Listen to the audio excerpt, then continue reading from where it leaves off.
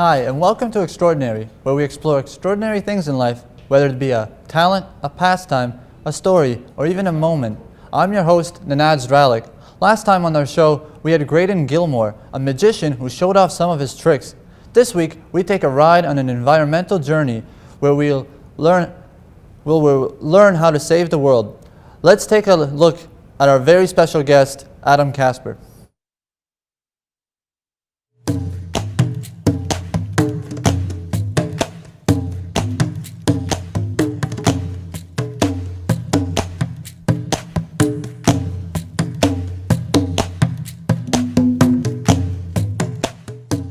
My name's Adam Casper. I'm a teacher of geography and native studies, and I also run a project called the Garden of Eden, which is focused on environmentalism and sustainability in the home. The Garden of Eden project is trying to get people understanding that they can live a much more sustainable life in their own home, and they can change their actions very simply and make a profound impact on their natural environment around them. So we do a lot of education on getting people to garden outside, grow their own food. Also a lot of workshops on making your own products such as soap, salves, lip balms, toothpaste, deodorants, shampoos, things like that.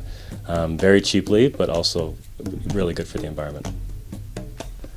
I've always been, interested in being more sustainable. I went to school for it. I went to University of Waterloo and studied environmental studies, but it really wasn't until I had kids that I started to see the world through someone else's eyes, and I realized I needed to make some, major lifestyle changes in my own life to, make a better future for them. And so that made me really drive to the next level to start making start taking action in my own life. So that's where the Garden of Eden came from. We realized we were making positive changes, and we wanted to spread those ideas to other people and teach them how to do the same things as us, because we feel they're fairly easy decisions that you can and changes that you can make.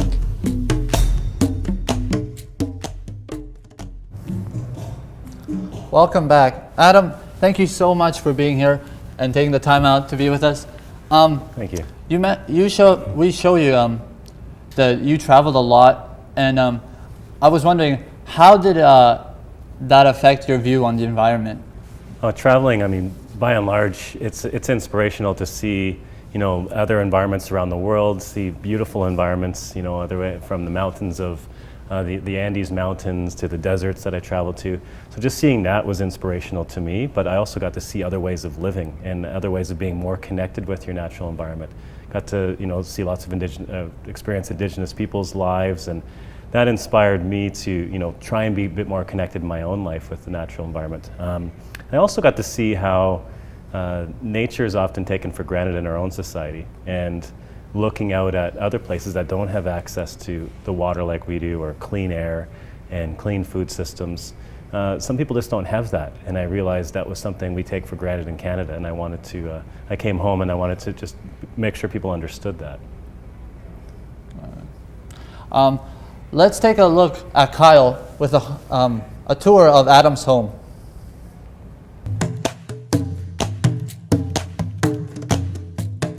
Okay, so we're here outside where Adam has his outdoor cistern water system hooked up, and he's going to take us a little bit through the process right now. So basically, even on this cold wintry day, you can see our cistern tank is right here, which is where the water is collected. It's 5,000 liters, and it's collected by the rainwater that, of course, hits our house, goes on the roof, goes through our gutters, and comes down this downspout. And once it goes in a downspout, it gets filtered out, any leaves or debris and things like that, and then it pipes down into the actual cistern and collects. And then there's a pipe that pipes into the basement, which we'll look at later, and pumps that to the rest of the house, so our toilets as well as our irrigation system, which comes out here and feeds our greenhouse and our gardens. Okay, let's go check out the irrigation system on. So can you tell us a little bit about the garden? Yeah, the garden, we've gone with a raised bed style of garden where we take some old 2x6s and 2x8s and build up the soil that way rather than growing directly into the ground. We find it's a much easier way to control the soil and control the plants in there and the weeds and things like that. So we've got a whole series of beds, and then we do a lot of vertical gardening. You can kind of see it here. So the plants will grow up and into the, up higher for the climbing things like squashes and cucumbers and things like that to provide more space, to maximize the space in our garden. Okay, here we are at the greenhouse. Yeah, in the greenhouse here, you can actually see that we got things growing year-round. This time of year, we've got just a few things left, some bok choy and some kale and things like that. But our irrigation system gets pumped into here to provide water, mainly in the summer months when it gets very hot in here. Throughout the summer, we'll grow. We'll start seedlings in here on the trays, and then we'll grow directly into the ground. So it's the plants need the water from the irrigation system to survive the heat in here. Okay, let's go check out the inside then. Okay, here we are in the basement. Adam, can you show us a little bit about what's going on down here with the cistern tank? Sure. So as I showed outside, the water collects and then it comes in and piped into the house. So it comes in right here, and then it comes to this pump, which will pump it to anywhere we need it. So we basically have 3 spots. It goes to our toilets in the basement and on the main floor, and then pumps back out into our irrigation system, providing rainwater for those 3 things. It's an excellent pump that fills all our needs.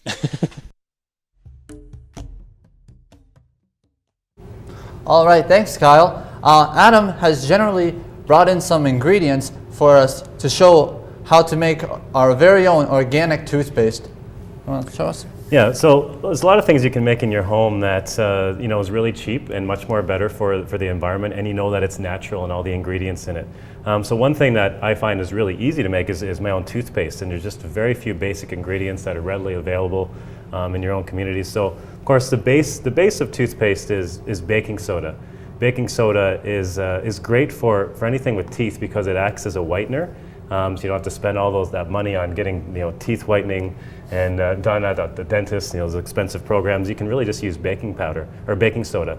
And baking soda has it's a little bit abrasive, so it's great for brushing, and it adds that. So we just basically you add some baking soda here. I kind of gauge it. I'll fill this about a quarter up to a half with baking soda.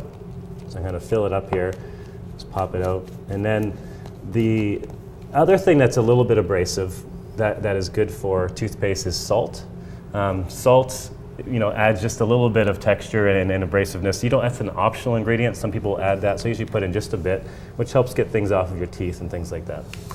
The other ingredient that you use is actually glycerin, which is, it sounds like some sort of chemical or something like that, but it's a very simple compound, and it's something that makes it pasty. That's where it adds the paste, and it's again readily available at any pharmacy that you can get. So you add the actual glycerine to this. I just kind of add. It's usually about 3 or 4 tablespoons is what I would add, and then you add your actual herbs, essential oils or herbs and things like that, the flavoring. So one of my favorite things that we use around the house is essential oil of tea tree. Tea tree oil is effective for so many things, but it's an antiseptic. So adding it to your toothpaste, helps get any bacteria in your teeth and things like that. So you add some of that in there. Then we also add some flavoring. You can add any flavor you want. I prefer peppermint for my toothpaste, so I'll add some of this peppermint in there to add some flavoring. And then you just add a bit of water. You top that up with some water, and then you mix away. And mix it up to get to the consistency you want. So if it's too liquidy, you can add some more baking soda. If it's not enough, you just add a little bit more water. And you just get it to what you prefer to do. Yeah, after it smells great. It smells great. Yeah, you can actually smell it right on there. It smells fresh, right? It's excellent. Can I try some? Yes, definitely. Just kind of take a bit out, you'll taste the flavor. All right, that is good stuff. Adam isn't the only member of his family that's extraordinary. We sat down with his wife, and this is what she had to say.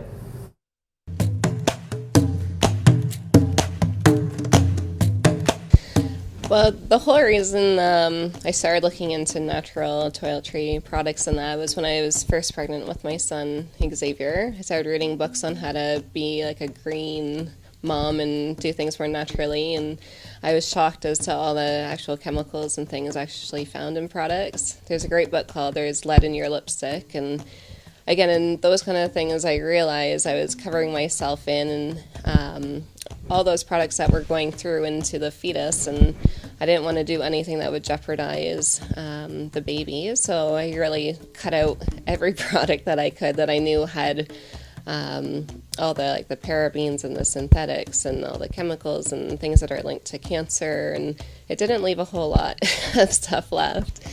So I started taking courses and learning myself on how to make all of my own products. So I felt more self-sufficient. I knew if there was any problems in the future, I could make our own toothpaste, our own deodorant. We make our own laundry detergents. We make our own shampoos and conditioners. And then from that, naturally, people are curious and want to learn how to make them themselves. So now I make my own cold press handmade soaps. And it's fun because I use a lot of flowers and botanicals and things from the garden. So a lot of the plants that we plant as companion gardening plants, I make sure they have added purposes so we can use them for teas or for things in our healing salves and in our soaps. And then again, with having 3 boys, every day they're cutting themselves or bruising themselves or something. So I wanted to make a healing salve that was full of all of our plants from our garden. And with beeswax and everything, I know that was completely safe, that if they happened to eat it by accident, I didn't have to phone poison control or go to the hospital. It was all things that would help them heal naturally and quickly. And like I said, it's 100% safe. So I like to do a lot of the salves and the lip balms and the soaps and things that I find are useful. And again, it gives an added purpose to our garden because we get to use things in multiple ways. All right, we're back. We just saw your wife. She said that she makes her own stuff. Mm-hmm. How would someone like me, what steps would I have to take to live that kind of lifestyle? Yeah, well, I mean, in this day and age, there's so much available online and lots of ingredients, lots of green websites, things like that. There's also books, great books called There's Lead in My Lipstick. Not that you're wearing lipstick or me, but it's all about toiletries that you can make yourself, sort of like the toothpaste, but you can make your own deodorant, your own shampoos, all those things. And it's very simple and the ingredients are readily available. And it's actually a lot cheaper as well. So not only is it really good for the environment because it's natural and it's not having to be transported all over the place, it's cheap and it's good. It's great for everybody. So I'd say that would be one step that somebody could easily take right away is with that. Since everything's like homemade, do you think the government could be not on your side all the time? Well, I think the government has a role of trying to promote things that are better for society and funding that with our tax dollars.